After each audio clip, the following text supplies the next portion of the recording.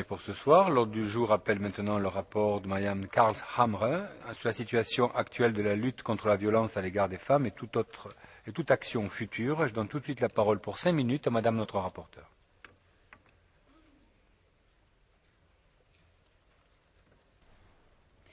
Thank you, Chairman. Dear colleagues and dear Commissioner, the issue of men's violence against women is not a small issue on the fringe of society. It is everywhere, and it affects the whole of society directly and indirectly. I am grateful for what I perceive to be a growing understanding of the scope of this problem, and I want to thank my fellow MEPs in the FEMM Committee for the valuable help and support I have got during this work. I am also pleased that Commissioner Franco Frattini has shown a strong and honest commitment. We now have a serious opportunity to recognise all women who have experienced violence but not justice. The cornerstone of my report is that we need correct figures. At EU level there are no reliable studies, but 3 national prevalence studies in Finland in 1999, Sweden in 2001 and Germany in 2004 indicate that previous assessments have vastly underestimated the extent of the problem. Using the UN's definition of violence against women, these studies show that 40 to 50% of women in these 3 countries have at some point in their lives been subjected to violence by a man. I repeat, between 40 and 50% of all women between age 16 and 67. The corresponding figure for the whole of the EU would be incredibly high, between 80 to 100 million women. Obviously, effective measures must be based on correct facts and figures, and the need for similar studies in other Member States is urgent. The magnitude of the problem in itself indicates that all Member States are repeatedly violating the basic rules of civil liberties and the rule of law on a scale that we are yet to understand. You may find this an exaggeration. It is not. I want to invoke a classic liberal. More than 300 years ago, the British philosopher John Locke introduced a fundamental idea. A government should be regarded as a tool for the defence of fundamental rights, the most fundamental civil right being the right to life and physical safety. This is the moral, normative basis for the state and its reason for being.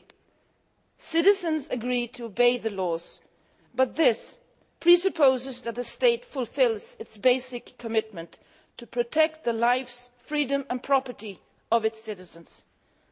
Any state which fails in this task has broken the contract. And when it comes to violence against women, the failure is miserable in all Member States of the Union. All violence is a challenge to our civilisation, to the rule of law. But men's violence against women is a specific challenge to the contract of which all common policy is an expression. Because there is a systematic difference between how crimes of violence are treated depending on the gender of the victim.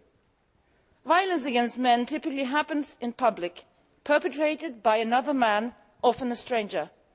Violence against women typically happens in private, perpetrated by a man known to the woman. Very often a man with whom the woman has or has had a relationship. The most crucial difference politically is that private violence against women is not prosecuted as seriously as public violence against men. The issue of men's violence against women is not a small issue on the fringe of society. There is also a history. Violence in the street from a stranger, primarily affecting men, has been a criminal offence in Europe for centuries.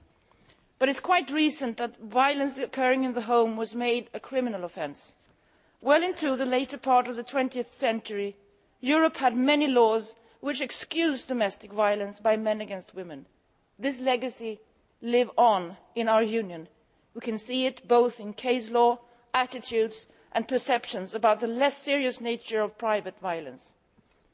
The issue of men's violence against women is not a small issue on the fringe of society.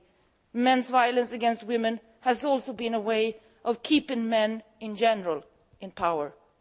When the UN General Assembly in 1993 adopted the Declaration on the Elimination of Violence Against Women, it was the first time a UN document had put men's violence against women in a gender power perspective.